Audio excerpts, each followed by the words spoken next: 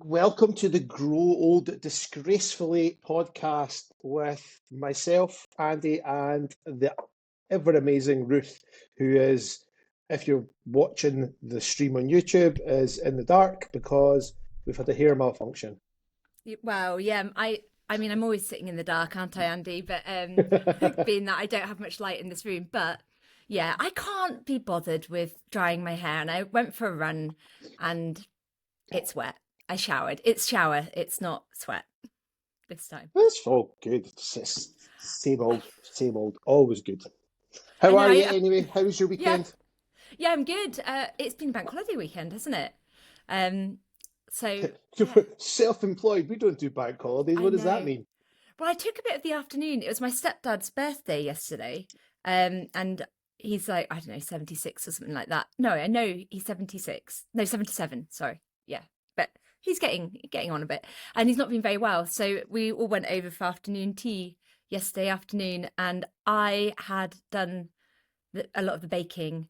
So I had been busy baking on Sunday. And then yesterday we went over and ate said baking, or some of it. So that was good. Awesome. Yeah. Nothing better than bacon.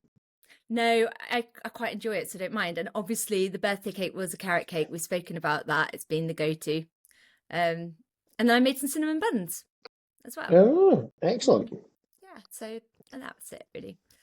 How about you? How was your weekend? Your bank holiday Eh, or non? what did we do? Quite Friday night, five-a-side. Saturday, watched my beloved Aberdeen win the Scottish Cup, which is the first time in 35 years that they won the Scottish Cup. So, 1990 was the last time. So I'll not lie, there were some tears. Laura got back from a walk with a dog to find me with my Aberdeen kit on, crying. I love that. It's emotional Um, time. Oh, it is. And then Sunday, I don't think we did much on Sunday, actually. I think it was a quiet day. It was general, just like food prep, food shopping, all the usual stuff. So just normal Sunday, basically. Yeah. I like yeah, Saturday tends to be a bit more fitnessy for me. Like I'm doing my run and Yeah. stuff, and then from there. But oh, I did an escape room actually on Saturday of my afternoon with my nephew. We did get Yeah. out, but it's barely. But you made me think of something that you know what was it McGregor or something with the golf? He did. It was apparently quite impressive that he won all of the golf things. And I Oh, saw some McElroy, yeah. Michael. See, I don't know anything about golf, but I did see the on Instagram that a lady was like, "My husband has literally never cried. He didn't cry when we got married. He didn't cry when our baby was born, and I got home and he was crying because of the Grand Slam thing." And and she's like, It's exactly what Laura said as well. "Yeah," And she's like, the time we've been together, we've had a child, and we've been married, and you didn't cry. And she's shouting there now. And she's like, "Yeah, you didn't cry at either of them, and you're crying at what, a game of football." I'm like, "Yes." "Yeah," and I think that's it. He was like, "No, you don't understand. This is really big deal." And she's like, "So was us getting married." So when you said that, I I've was got to like, be honest. I don't know if I would cry at golf. I That's a mean, I bit got the much. name wrong, Andy. I got the name wrong. It was I know that it was an impressive thing, and I'm sure that his fans or understand. But Oh, golf, it's he's become, I think, one of only six players to have won um, all five, whatever I think they're five majors, I think it is. And so and he's the only European to have done it as well, I'm pretty sure. So it's a very impressive feat for a guy who's obviously every time it comes up, he won his first four, I think, in his first however many years, and it's been 10 years maybe since he won his last big trophy. And I think every year, kind of similar, you know what it's like with sport, the media start getting on top of them. It's like, is it going to be his year? Is he going to choke again? And so I think it's kind of now he's got the monkey off his back. Just watch him; he'll go on and smash another bundle of him a bit. well, because there's no, it's he doesn't need to prove Yeah, himself anymore, and it is zero interesting. pressure. As soon as you take the pressure off. And it's interesting, actually. I was trying to explain this to someone the other day, even with like fat loss, about how people think that their progress will be slower when they take the pressure off and relax about it. But it isn't. You're just not getting stressed in and always stopping and starting and all of this and putting the pressure on. Taking the pressure off often means that you can relax and actually focus on what you need to focus on and chill out, and it actually happens quicker and I think that's with everything, sport, any goal. fitness, whatever. You're just gonna chill out a bit. But yeah, well, for somebody who doesn't know or doesn't like golf very much, you know quite a lot about it. But I guess that's just an appreciation of sport in general, isn't it, Andy? Yeah, it was sport, and also McIlroy's kind of one of these guys that um, takes his strength and like his strength and his nutrition, etc., very seriously. He was kind of one of the kind of guiding lights of professionalism in golf when he started coming out, because he's one of these guys that's, if he's teeing off at 7 o'clock, he's in the gym at 5, getting in Mm. and just doing some power work, etc., getting himself ready for his round of golf, which is, you've got to, he puts the effort in, which is great. Whereas I think back in the sort of 90s and probably the early noughties, most of these guys, if you see the shape of Yeah. most of these guys, they look like basically darts players. Um, so yeah, I think he's the kind of one of what, not saying he's the only one because there's a lot of them, but he was one of the first guys to like really start to take his training seriously outside of golf, which is, he's a pretty impressive character. Like, You see that in quite a lot of like Formula One and things like that, where there's that thinking and that quickness that you've got to be able yeah, to be reactive and so on, that they actually start working on being stronger than, all of their muscles, not just their brain as well. But it's, yeah, yeah. interesting. I was just thinking, he's 36 years old, which in sport is actually, getting older, really, isn't it? It's silly. Not Golf, maybe not for golf. golf, not so well. To be fair, it is and it isn't. In golf, obviously, the a lot of the younger guys are still stronger and probably be able to have a bit more ball speed, etc. But I think it's quite funny because like I've played a bit of golf, not great at it, but I can hold my own. But whenever you play against an old guy, like I remember playing with one of the old lads that was in the gym, maybe in his 70s at the time, and I'm trying to hit like 400-yard drives. I'm trying to smash the ball as far as I can, just try to kill a ball. And he's basically hitting a ball 200 yards up the middle 3 times and then puts it straight in for a par. You're like, it's the experience of it, isn't it? I have got no idea. If I've done crazy golf, Andy, but I have to be honest, I've not played golf. Yes, and it's and I've always been fun. fluke a couple of times with the crazy golf. Sometimes I'm like, whoa, I don't even know how I did that. Crazy golf basically is fluke. That's all it is. It's hit and hope. Yeah, yeah. Yes. Oh gosh, that takes me back to doing things like that with the kids. In fact, I've got a friend coming over this afternoon because she's down for half term with her kids, and her children are much younger than mine. I just made me think going back in time, and I thought, oh, actually, her little boy, I'll get out the boy's old brio, the train track and stuff out Yeah, for them, the yeah, wooden brio, and I put it downstairs and I opened it up and I said to my youngest to begin with, 13, I was like, do you think you could build a little track for the kids when they come over? And he was like, yeah, okay. And he looked kind of keen.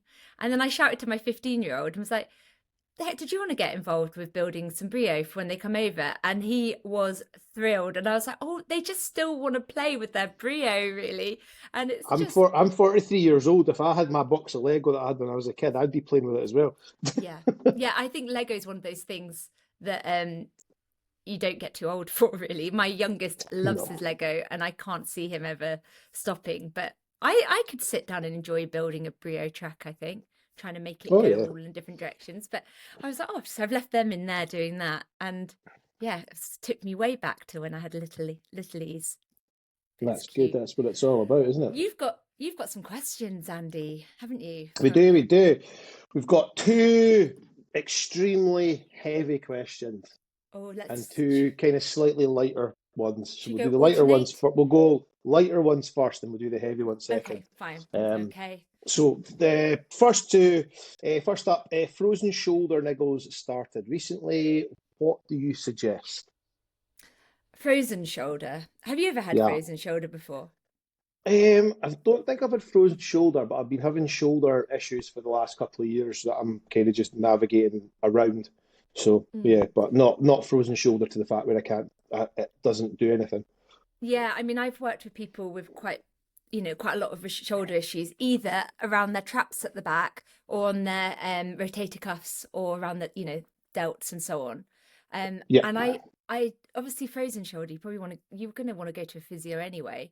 But Yeah, sometimes if the pain's kind of coming around the back, often people are over engaging their traps. So when they're doing exercises, they're hunching their shoulders up to their ears. So if they're doing lateral, I was talking about this with a lady yesterday, if they're doing lateral raises or shoulder presses, they can be doing it and getting to that sticking point where their shoulders, I'm doing it in the video, but so that can be an issue. So looking at form, um anything that's going to aggravate it also can be that you're overdoing one type of exercise and not working the other way. So if you're doing a lot of yeah, push and not a lot of pull, then you might start getting issues there as well. So it's really hard to yeah. know exactly what to do without knowing anything more about training. You Yeah, go. I would definitely go see a physio. It's something that everybody should have in their little black book is one, a physio, and two, a sports massage therapist to be able to go and either get loosened off or to go and just get an MOT every sort of 8 to 12 weeks just to go and just check in and make sure everything's moving right. But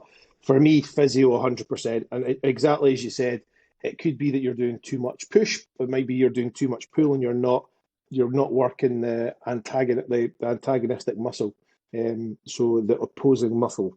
So you need to just make sure that you are getting the movements right. And also, you're right. It's a very interesting one because so many people do recruit their traps in certain exercises, and it's about trying to keep them out of it. That then hopefully gets the shoulder to kind of relax a bit.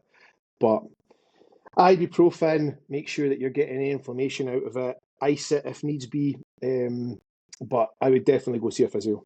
Haven't they? So with the brufen, what I've been told by my physio, because it used to be just like as soon as the pain, is to wait 24 Mm, hours, let the healing start, and then take the brufen. And then with the ice, there's different times because the guy that did the rice thing has actually changed his thinking on it. In that, sometimes you just want to do some heat actually on it. So, I think if it depends what's causing it, doesn't it? Like if there's immediate swelling, like bruising and pit, then maybe ice is going to help. If it's like inflammation and you want to get it moving, if it's muscular, then you might want a bit of heat on it. So it's yeah, it's because I tricky, isn't it? remember when I had my knees, when I had both of my knee operations, the first one was the advice was heat and ice. Yeah, The alternate. second one was second one was ice only, don't use any heat.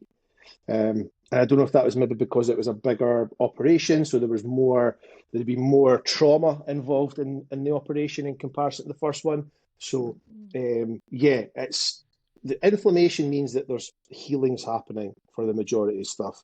Um, so yeah, it's kind of a bit of a 50-50, isn't it?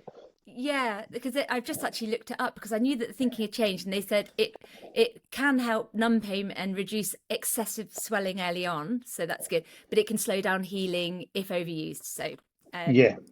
Well, it's beyond the that same 48 thing. hours. We obviously we've spoken previously about things like ice baths.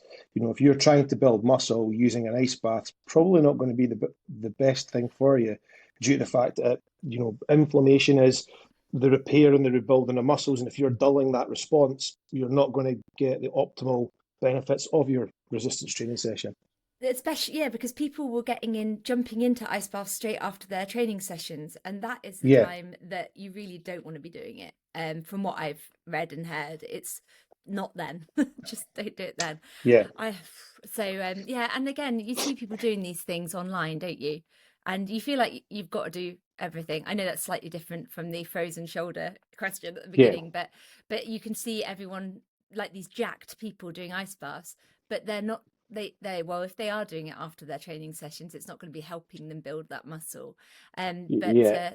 they probably aren't doing it around the training session. Exactly. Well, that's the idea. You don't want to do it in your training session, unless and again, we have to caveat this depends on the training you're doing. If you're running training for a marathon and you've just done a long run, an ice bath's probably going to be pretty good if you need to get back out on the road again the next day, because it's going to help sort of keep the DOMs down as well. So, there are times to enact these things and use them, but there are also times that you need to well, all the time you should be thinking smartly about how it fits. Does it fit? Where I've does got it fit? I've got a question for you, Andy. Are you an ice bath or more sauna person? You Oh, more think it's sauna. sauna? Yeah, I've I got thought. I've got no interest in ice baths. I did that when I played football. It sucks. It sucks big time. Especially, I don't know what it's like as a female because I'm not a female, but as a bloke, it is the most uncomfortable. It literally feels like your testicles are being like bubble wrapped and they're disappearing inside you. It is not a nice feeling in the slightest. Um, we don't get that feeling. But Wouldn't have thought so. no, but I just prefer the heat. I mean, if I've been in a sauna, like when I was away with my friend in Canada, we went into these saunas and they had like a cold pool The plunge area. pools, yeah, yeah. Yeah, and I could do that. Like I can do that, Yeah, like but the more as contrast's fine. yeah, but I'm not like my we've got an ice bath thing here. My husband loves them. We haven't done it for ages. And he could sit out in it for ages. And I'm like, no, no, no, I'd rather the heat. I don't even like the cold showers. In fact, I'd I rather plunge than cold shower. I love the cold as well. Like there's nothing better to me than snow. But and I'll quite happily wander out in a pair of flip flops and shorts in the snow. But I am not choosing to drop myself into an icy bucket of fucking water. No.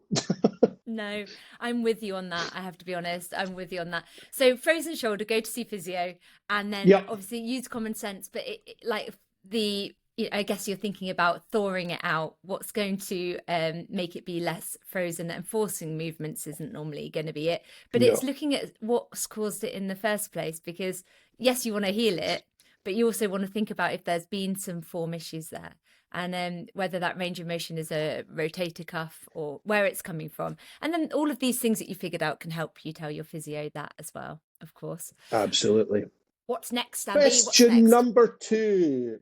Would you advise using fat burners to lose weight? What do you think I'm going to say, Andy? I'm gonna say you're gonna say no.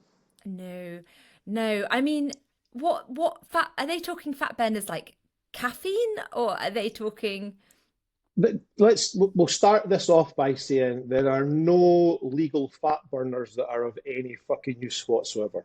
no? The only ones that are actually of any use you cannot buy, but or you can get from a dodgy guy that's selling them off the back of a van because you're not supposed to have them. Um, but yeah, caffeine's going to have a slight thermogenic effect, but again, it's minimal. Um, they do talk about stuff like is it bitter orange? Again, slight thermogenic effect, nothing massive. Green tea's the same. All it does is it just probably increases your heart rate because it's a caffeine dose, so your heart works at a higher rate, so it'll burn a couple more calories here and there. But the biggest issue, the thing with fat burners is that you get is a lot of it's just very good marketing, very, very good marketing from the companies that sell them. There is no difference. It's the same thing as like pre-workout. I take pre-workout and I'll hold my hands up to that. I drink pre-workout because I don't like tea and I don't like coffee. So to get my caffeine in before a training session, I'll have a pre-workout rather than a coffee. It's just, but the fact that these fat burners are just really well marketed about the fact that they're going to help you shift weight, that's great. But again, it's going to slightly affect your calorie burn, nothing spectacular. And the majority of it comes down to the fact about what you're putting in your mouth. So it's just, you need to look at the bigger picture. if if your goal is fat loss, there is no escaping. If you want to maintain your fat loss, right? So you want to lose weight, you want to maintain it.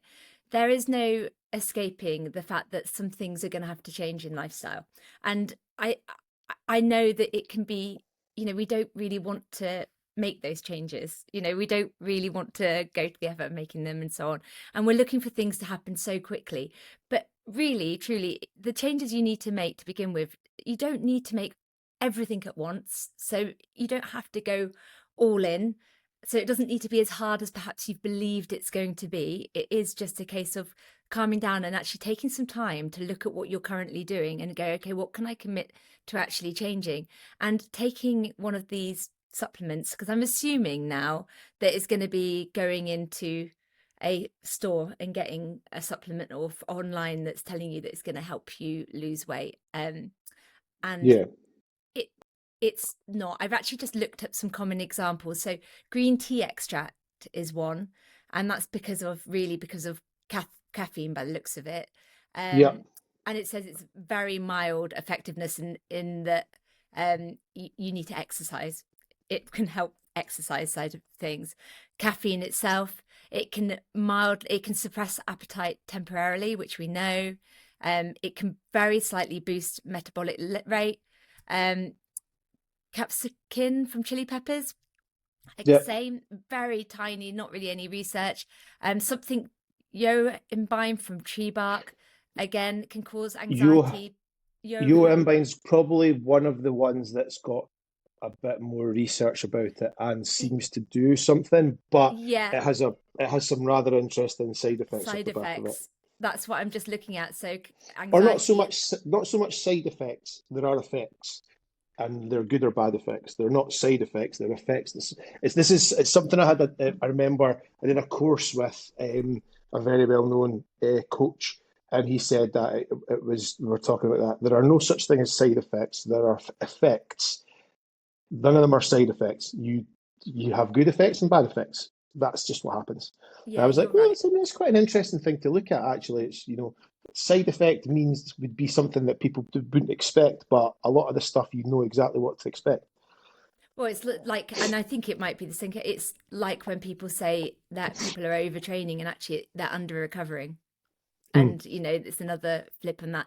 L-carnitine is another one that does have research around it, but it doesn't But work unless only you're in a deficit.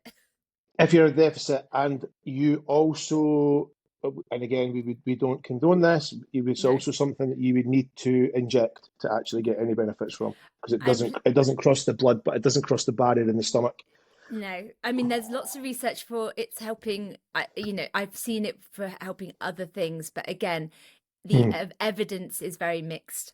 And you have Yeah, to be careful when you're looking at the research and look at what it is. Is it looking at multiple studies and so on, or is it funded by the exactly. companies that are making it? But Yeah. L-carnitine is there, and then there are the ones that are very risky, and you really, really do not want to be taking them. And there's a lot of those going around at the moment because people are. Jesus Christ, you've got it's mental. It's the same thing as I remember there was probably about 5 or 6 years ago, there was a massive swathe of bikini competitors taking insulin. And I'm like, are you fuckers for real? Like, do you actually know what that's doing? And also, it's been people have been marketing it as a great way to build muscle. It's fucking shite at building muscle. So stop taking it because you think you're going to build muscle. It's for helping diabetics, basically. My worry is, Andy, is that years and years in the 90s, we were both older teenagers in the 90s and so on, growing up through then. Skinny was a big thing, that all the focus, nobody Yeah, cared about health. And I felt like we were moving away from it. I really felt like people understood that it's not just about being as small as possible anymore. I know it's a little bit different for guys because guys have wanted to be like massive, but there are those guys that maybe have been overweight and are just desperate to lose weight and be yeah. thinner. But I feel like there's a dangerous line that we're getting back a little bit into. I'll do anything just to be thin. And we're not looking, all of these things are just looking at how quickly can I get thin and not, is it going to improve my health as well? You know what? You've hit a really interesting thought process there. I was listening to a podcast with Dave Tate, who is like a high level coach across in America, is elite FTS, very interesting guy. And there was a podcast that he was on, and one of his guests was saying exactly that. He goes, "There's so many young females taking whatever performance Manjaro enhancing, or oh performance yeah, enhancing drugs as well, okay, things like steroids, yeah. etc., because it's still about trying to get as small as they can. It's not about the muscle, it's about trying to lose body fat. And it's like you're going about it the wrong way. You're taking stuff that's basically an anabolic compound to try to get smaller. Shit's not going to happen. So And yeah, it's also, if you're already and Andy helps people build muscle, a lot anyway. But if you are already at a fairly low BMI, and you don't have much body fat on you, and you're like, oh, but actually, I'm looking at my stomach and there's still fat there, or I'm looking at my legs and there's still fat there. So clearly, I just need to keep dieting. it's probably a body composition goal. It's probably a case that you want to build some muscle, and continuing to diet isn't the thing that's going to get you to look the way you want to look. You're probably wanting that tone that people talk about, that muscle tone. And that is probably just go back to eating maintenance calories and focus on those, those things that actually do make a difference long term. And that's going to be doing some strength training, moving daily, and eating plenty of protein and whole foods that are going to give you energy and make you feel good long term. And it really does come down to those things. It's just that we would love it to be a case of not having to actually do anything apart from pop a magic pill in our mouth. And that's no judgment, Yeah. because I probably would have felt the same when I was in my later teens or early 20s. I just really hoped that we were moving more towards strong now. And it's kind of the I think that's the kind of crux of the conversation when we're talking about things like Manjaro and Ozempic and stuff at the moment is there are genuinely people out there that is going to help, and they need that to give themselves a hand, and that's well within their rights. But it's when you're using it when you have genuinely no need to use it, and you're doing it for aesthetic purposes. There's a massive line in the sand there. That and again, it's something that's still extremely new, and we don't know what it does. We don't know what the potential negative effects are on the back end of it. So, it's the same thing with the whole vaping side of stuff. Yes, it might be better for you in terms of, there's less tar than it is in cigarettes and cigars, etc. But the studies that are coming out now are saying that it's doing something completely different to your lungs, and it's not anywhere, it's not as good as you think it is. So, this is the issues that we have. Again, I'm the same as you with my feeling on those GLP-1s, in the sense that I Mm. don't know enough about the long-term effects. So I would never recommend people go on them. Speak to your doctors. Equally, if you are going to go on them, I'm not going to judge you for making that choice, because we all have a No, choice to make. But I would exactly. definitely just remind you that if it's long-term health that's your goal as well, then you still want to be focusing on those things that you'd be focusing on if you weren't doing Yeah, it without the medication. So it's just that the medication would cancel out the food noise, but it's yeah. then I, what you're it's the eating in same. that time. Yeah, it's the same thing as like I remember when I did the doors. I worked with a guy who went over to Bulgaria to get a gastric bypass, and that's great. Perfect, well done. It's going to help you get to where you want to be. But he came back and was still eating shite. Like he's still battering through 4 cheeseburgers and that. You're like, mate, like you've just Mm. went away and spent money on getting something that's going to help you potentially lose weight if you do everything else around it Yeah. correctly, and you're not doing any of the rest of the stuff that you need to be doing. This is the issue. Like it's, and I think for a lot of it, is for me is the educational side of stuff. Is are these people who are being given these injections being given the education around what they need to do moving forwards, whether it's in terms of nutrition, in terms of training, looking at it long term, are they getting this? Are they getting Mm. this assistance and this help that they need? Because I'm going to be honest with you, I wouldn't be going to a doctor for advice on training and nutrition. Sorry, but it's not their wheelhouse. Like I'm we, no, sorry, I'm interested only because I've had a couple of people contact me and say would they still be able to sign up to my coaching if they were hmm, on Manjaro, I think it was that they said. And yeah, I actually see that as really positive. I was like, absolutely 100%, because I'd much rather, if you're going to go on it, that you are joining a program or a membership yeah. where you're So you focusing on know those what you things. need to do. Yeah, Yeah. exactly. You're learning about everything else that comes with it. Yes, it's all very well and good that you're cancelling out the food noises from that side of it, which is brilliant. For a lot of people that will help massively. But you need to put the education and the knowledge into upskilling your thought processes on training, on nutrition, and the other things that you can do alongside it to make sure that it's long term maintainable and you don't just basically piss it up against the wall. It is slightly worrying, isn't it, that we're there, again. I feel like maybe it is, I don't know. I don't know if it's because of the fact that people can get very thin now from taking those medications because they're carrying on using them, and then they are Well, they carry on very using thin. them, but also people that probably that if you did it through a GP, the GP would be like, no, you don't need it. And so yeah, that's the issue is it's become far too available. It's we're and the sad, as I say, the thing is that I'm hoping that it's going to help the majority of people it needs to help, and that's the whole idea of it. And as I say, I'm not against it in any way, but the problem is that we still don't know what the long-term effects of that are going to be. Is there something that's going to come up and kick you in the arse in 10 years' time after taking it? We don't know this yet because it's so new. Alison Hammond is a bit of an inspiration for doing it the old-fashioned way. So she's just lost quite a lot of weight, and people assumed because it's this day and age that she had done it with taking weight loss medication, and she's like, no, I don't know enough about it. It worries me about what it is, so I've done it the old-fashioned way. I've done it through diet and exercise and making changes like that. And I was like, that's nice to see somebody who's actually like, yeah, she's scared. Apparently was scared because I think in the article I read, it said her mum had type 2 diabetes, and then she did something at some tests, and she had a bit of a scare and was like, I need to do something about this, you know? So she's done it the way that isn't just about getting smaller, because ultimately she wants to improve her health as well. And there are things that just losing fat are going to improve your health. You know, if you are, but there are people out there who this drug is literally going to save their life, and there's Oh no yeah, taking away that. absolutely. Yeah. Yeah, But obviously we know for a fact that if you're obese, morbidly obese, the chances of certain metabolic conditions and things like cancer, etc., are much higher. So, it's going to help people's lives massively. But my biggest worry again is the educational side of it, is the understanding of everything else that goes with it. So, that's the sticking point for me.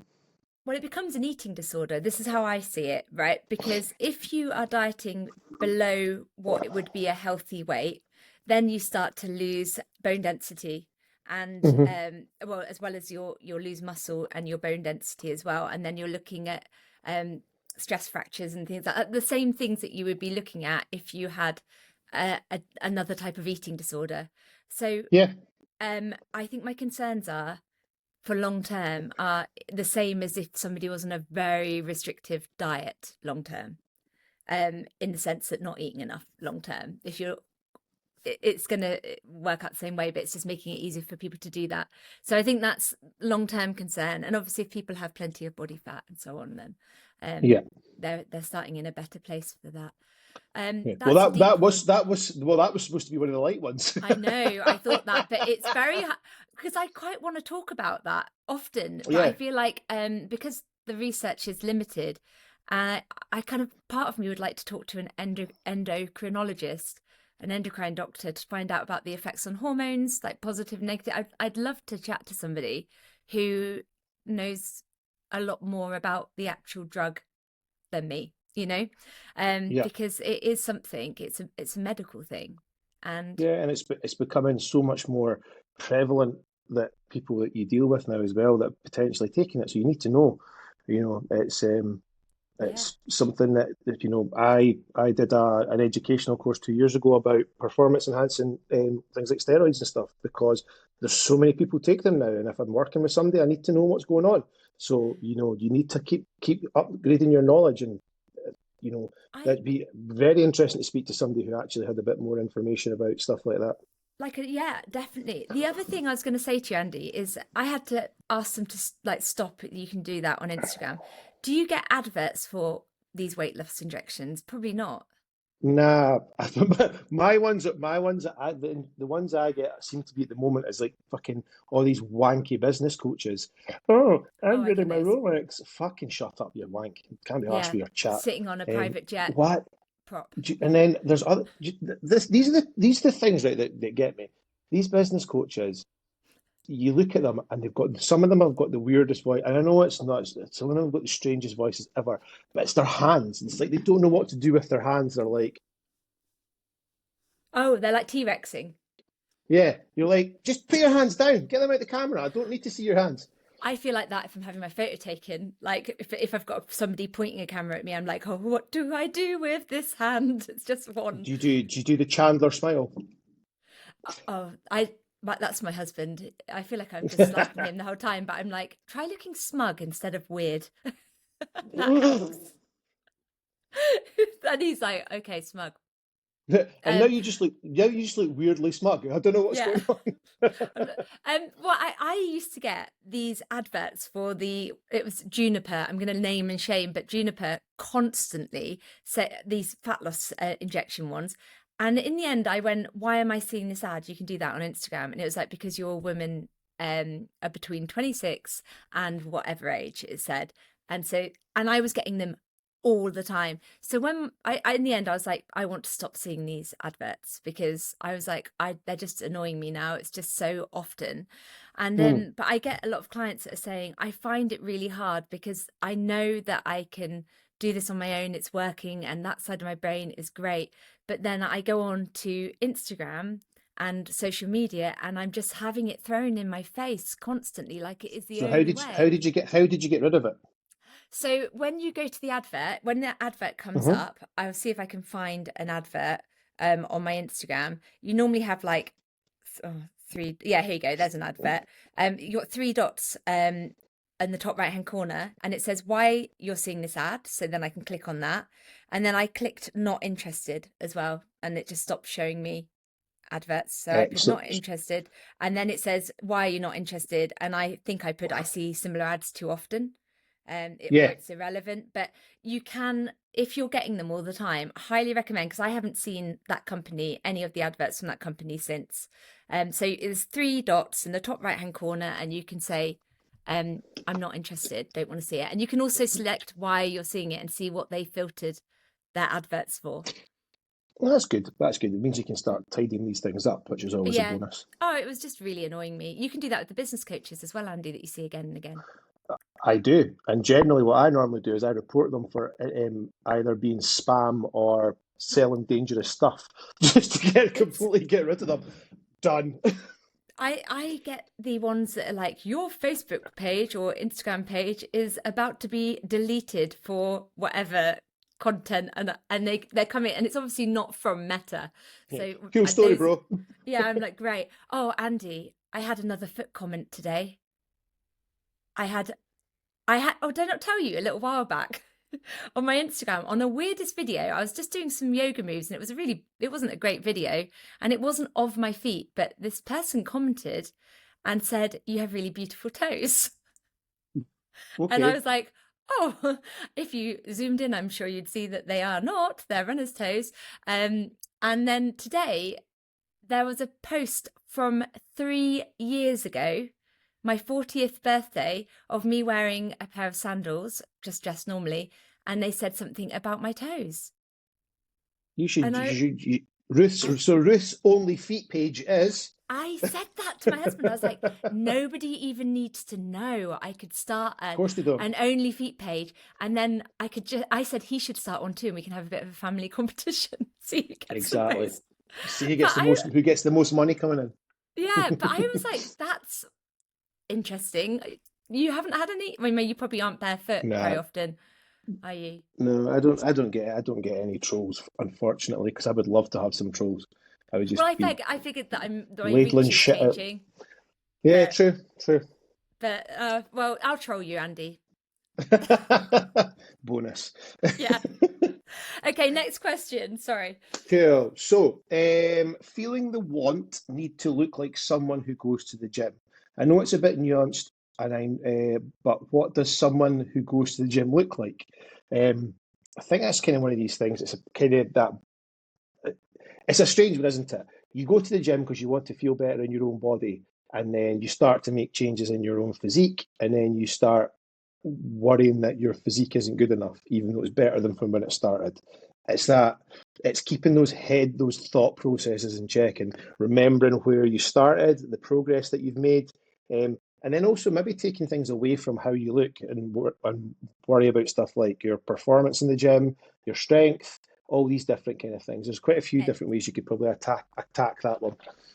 I think definitely measuring backwards, like that whole gap and gain thing, don't hold yourself. Yeah, You can look at the perfect person in your eyes, whoever that is, and remember that they've got a very different life than you, all of these things. But you could look at them and be like, that is what I want to get. I mean, obviously, not a very practical way of looking at things, but in if you do it like that as well, until you're there, you're going to think you've not made it. That's it. but you forget to then focus on how far you've come. My son was showing me his biceps. He's 13, Andy, and he's loving training at the moment. He's very self-motivated to do it. And he was like, look, and then he was like, can I see your biceps? And I was like, all right. And he said, I think yours are big. I was like, Arthur, I've been training for 10 years in the gym. 10 Just say, years. regardless of how big my biceps are, I'm your mum. I will batter you. Yes. At Also, whatever age, and it also, doesn't matter. I don't have the bonus that you're going to have of going through puberty and testosterone that's going to help you build some muscle. Exactly. But the point is, it's he's been obviously he's a boy, so he wants to look good, and that's a bit of a goal for him, I guess. But he's also finding it easier to train now. And he was like, why am I finding it easier to train now? And I used to find it hard. I went, because you're feeling stronger. Sometimes you do need to push through that hard bit at the beginning. And then you start noticing not that you're gaining more muscle. The things that you start noticing is that you're feeling more energetic, that you've got more power, that you're feeling stronger and more capable, and all of those things. And then eventually, over time, you don't even realize it's happening because you're not looking at it in that minute detail, but the muscle is being built. It's happening. And you want to eat enough to obviously help that as well. Yeah, that's it. Yeah. I think it's always an interesting one to think about because it's, you know, you could if you are someone who gets into your own head, and like I don't have to worry about that because I've not got that many brain cells, so I'm not in there for very long. So I don't need to worry about that. But I can understand why people do get like kind of hung up on these things. But again, for me, a lot of it is about just my intrinsic motivation changes regularly from how much I want to shift in the gym weight wise that day. So if I'm going in, I'm like, I'm feeling strong, to, oh, I'm feeling like I'm looking good in the mirror, to back to I'm feeling strong again. And then at the moment, I'm like, right, I'm feeling a bit gassed when I'm playing football. So at the moment, I'm adding some conditioning in. So my intrinsic motivation changes regularly, which probably means that I don't get hung up on one thing. I've got three or four different things, like three or four things there that keep me switching my focus, all with the same, all training towards the same thing, but just slightly, slight changes. So I kind of probably guess that's why I don't get in my own head. But as I say, the other reason being is that I've not got that many brain cells, which is much easier. Well, you're not Best female. way to be. I think females are more guilty of that. Yeah, well, there's always there's the age old analogy of a female will look in the mirror and see everything that she hates about herself, completely missing all the things that are unbelievable. A man will look in the mirror and miss out all the shit and go, my biceps are looking great. Yeah. So yeah, it's I wish just I it's so, and there was that study, wasn't there, where they got women looking in a mirror at different times of their cycle, and mm, when they were in their like follicular stage, like the feel good stage, they would focus on the things that they liked about themselves, and they measured the glances. It was like where they're looking, yeah, and then in that luteal stage, just before their period, they were focusing on the things that they really didn't like about ourselves. So it's not that we've gained weight or anything like that, but our perception changes. And I think yeah, obviously then, we do get a bit bloated and so on in that run up. But I always joke about how I'm pretty good at remembering why I'm doing things, because sometimes you'll be hanging around with somebody who's got completely different goals than you, and you kind of question, oh, maybe I should be doing that or whatever. And then I'm very good at kind of going, no, I'm happy, I'm content, this is how I'm doing it, it's working for me. But that voice of, oh, are you sure you're doing the right thing, gets louder, I think, when hormones change. yeah. But I'm now so much better of going, this feeling will pass. This feeling is going to pass. Give it a few days. I'm going to feel better. But it's not always easy to get out of your own head. Sometimes you have to work really hard at Mm. remembering. You've got to have that. You've got to say what you've just said. You've got to have the inner Gandalf. Thou shalt not pass. Oh, but yeah. And then I'm like, I feel like I'm feeling so good. I'm going to feel great forever. I feel really good. And then it's like, oh no, that was a lie too. It's hit me again. Bye. Bang. And it's really annoying, really annoying. But my thing at the moment, like if we're talking like affirmation mantra or whatever, is that in whatever I'm doing, and it's almost like, they say fake it till you make it, and Yeah. so on, or fake it till you make it. Or there was one I heard that was like, fake it until you become it or whatever. But I was like, I'm proud that I am somebody who doesn't give up, and whatever I decide I'm going to do, then I'm going to be somebody that doesn't give up on that. And because then that is just like, yeah, we say it, you and I say it, but sometimes you put stuff on Instagram, it's really annoying because you worked really hard on that thing and you get nothing. You don't get the dopamine hit of something doing really well. And it's often we're not just, I'm using that as an example, but often we're looking for that dopamine hit all the time.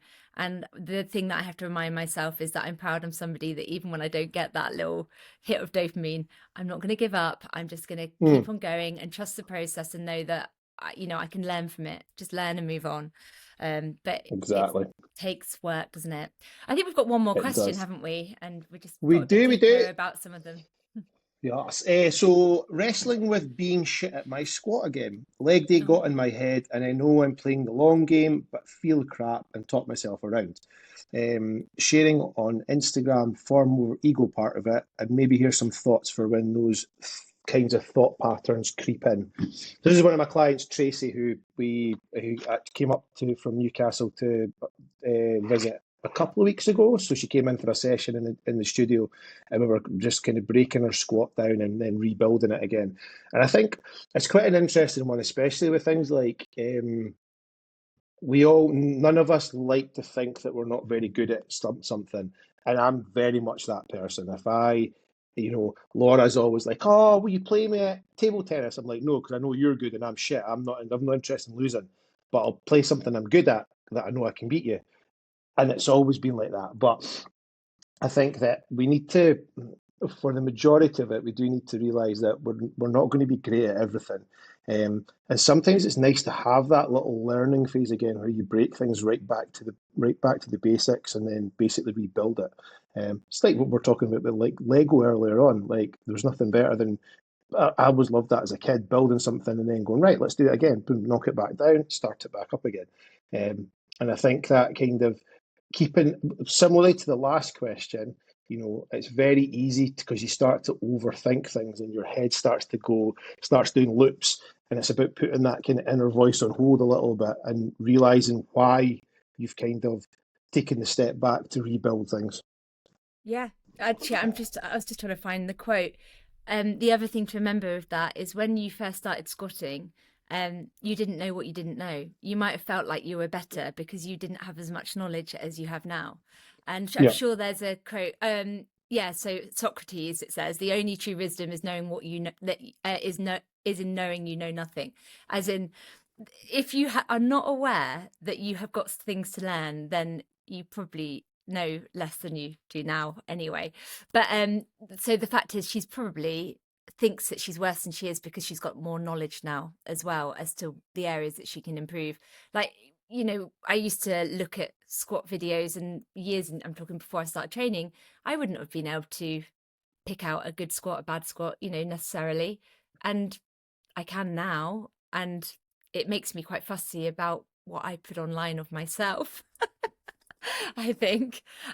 So it can feel sometimes, before you suddenly make a leap in progress, it can feel like you're going backwards with that, because it might be that people pile on the weight a little bit quickly. They don't work on their form first, and then they can't get any further because they've not worked on that. And it doesn't sound like that's the case with Tracy. It sounds like Tracy is actually just taking time to focus on form and build that and doing the hard work so that then she can continue to improve. But often it's that bit of time, spending a bit of time on form, that is actually going to make you better long term.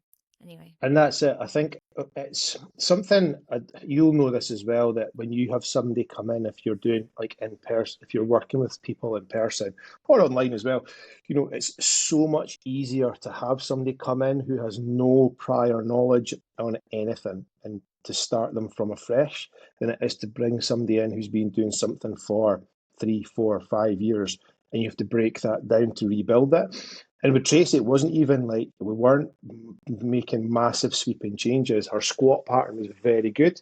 We were just making some tiny tweaks just to get her to get the best out of it for her biomechanics.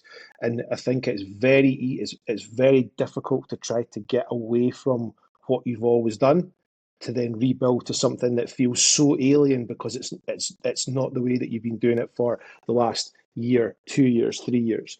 And that's a massive positive in itself that you're working hard to make those changes, despite the fact that you're feeling that way, and you're still working hard to try to make sure that you're learning and moving yourself forward. That in itself for me is a big win. Like, you've made the jump to learn a little bit more, and you're putting it into practice, and it's going to be uncomfortable. Learning anything new is going to be uncomfortable. It's never going to be comfortable.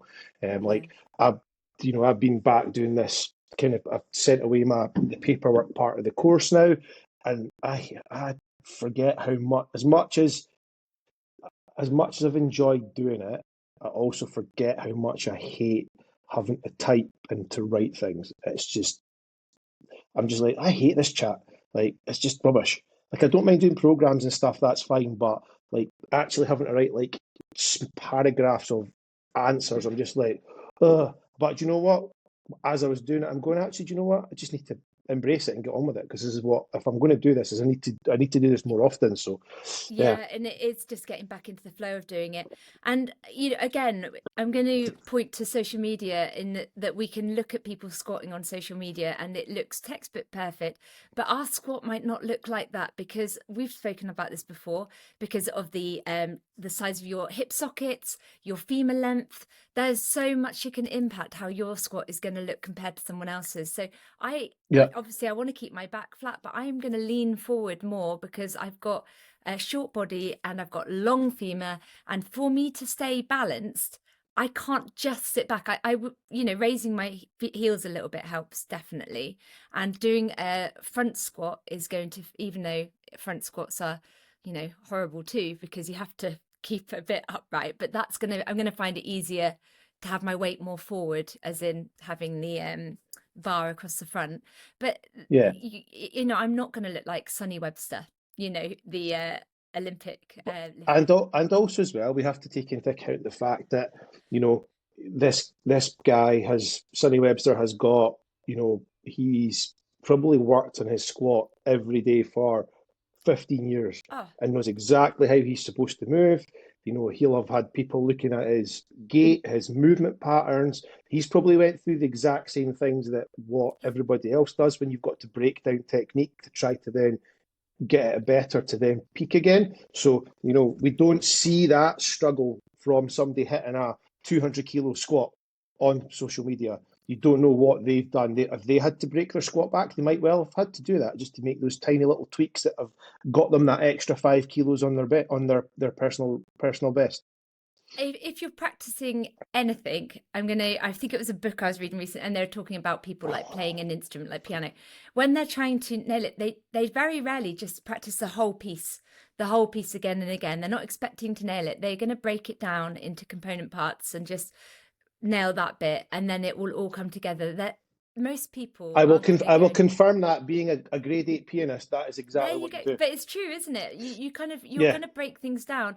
I think we expect to go in and be able to do the whole thing perfectly, and that's it's not not how it the case. works. And that's why I know you've said, get rid of your ego, drop the weight down, and um just focus on form always first over how heavy you can go. In fact, it is really hard. I've worked with guys before, fairly recently actually. I was writing sessions and he was online, so it was my friend's husband, and i knew I knew that he was just going to want to go heavy, and so in the end you have to try and trick them into going light by giving split squats and things like that, so they're not just going to try and go as heavy as And I possible. think it's, especially for blokes, I think ego will always be there. I'm still, I can talk about that as much as I want to talk about the fact that I try to leave ego at the door. But I wander in and I see somebody pushing the 40s, I'm going to go and push the 50s because I want to make myself look bigger. So, it's so very well me saying, it's, I've got to take my own medicine at times, and I need to realize, ego's left at the door when things like injury and stuff come in. But it's having that again. Ego's another interesting one because I always find that there's that fine line between having ego that's going to help you progress, but also having ego that's going to stop you from progressing. There's that real fine line where you do need to push yourself. I had this chat with Tracy actually when we were up. I was saying, look, there are certain exercises where you can't go too light in them. So, like for instance, a squat for me, my first warm-up set on a squat's always going to be minimum 60 kilos. And somebody was like, "Well, why is that?" I'm like, "That's a lot." I'm like, "Well, it might be for somebody else. It's a lot. It might be their top end, but I need a bit of weight on the bar to actually feel the movement because otherwise." My body just does what it wants. I'm like, I can squat like Big Bird, basically. You can So, get away with so much when oh you yeah, are not, like, you don't need to set your core, like you should, by the way. I'm just saying yeah, you can, you're not setting that tension through your body that's going to help. no, Same with deadlifts, as soon as you get to a certain weight, you have to. Otherwise, it's just going to fold you in half. So there yeah, is the definite, I totally appreciate that.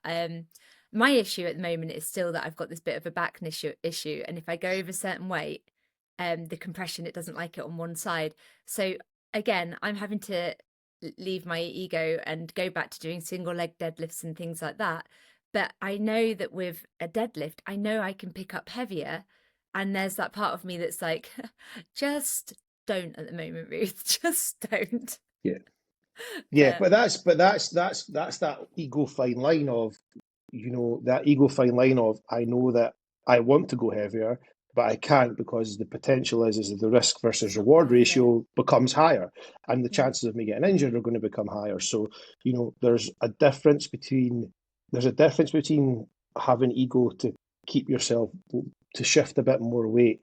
But when you get to certain technical exercises like squat, deadlift, bench press, you do need to be, your ego does need to be kind of checked in place a little bit just for safety's reasons more than anything else. I've seen people get folded under the bar with a squat, end up rupturing discs. I've seen people deadlifting and seeing their bicep pop off the bone. I've seen somebody's pec pop off their shoulder when they were incline benching. And I'll be honest with you, all of them were ego. They were all lifting way too Yeah. much weight for the position of the movement that they're in. So, there's Were that any of fine line. were any women? Any of those people? No, generally men.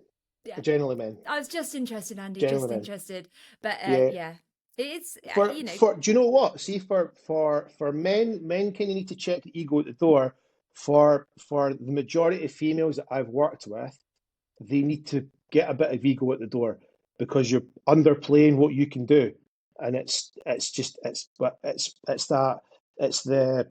the thought processes of a bloke just going, "Fuck, I don't care, I'll just shift it." Whereas a female's probably thinking a bit more long term about, "Oh, what happens if I get hurt under that?" yeah. So it's Oh, having that fine line of pushing and pulling back. you need to be focused on believing you can do it. And I know if I'm in the mood for doing heavy because you have to be able to zone in. And if you're all over the place, it's not the right time to be focusing on that. Yeah, Anyway, exactly. there we go. I've got a friend coming over shortly, which is very exciting. Excellent. I haven't seen her for a while, so I'm going to do that. What are you up to this afternoon, Andy? Just a little bit more admin stuff. Probably, Yay! I'm going to try and do a solo podcast, but I don't know if I can be asked. Well, I look, might put that Andy, off. I might put that off till tomorrow. I was going to say, if not, I can give you one of the Chat GPT starters that I Oh said, what yeah. can me and Andy talk about? And you can do one on wellness. I think Oh, sounds very don't. up your street. The The beautiful, wellness trends. the Hey, or just do strong versus skinny, as we could have gone on for quite a long time about that today, I feel. yeah, probably, yeah, Um, absolutely. anyway, well, look, we will be back very soon. We I'm will be looking forward back. to it. Um, Yes. anything you want to say before you As go? You normally as do the always, you know that the whole thing runs on the algorithm, which I hate.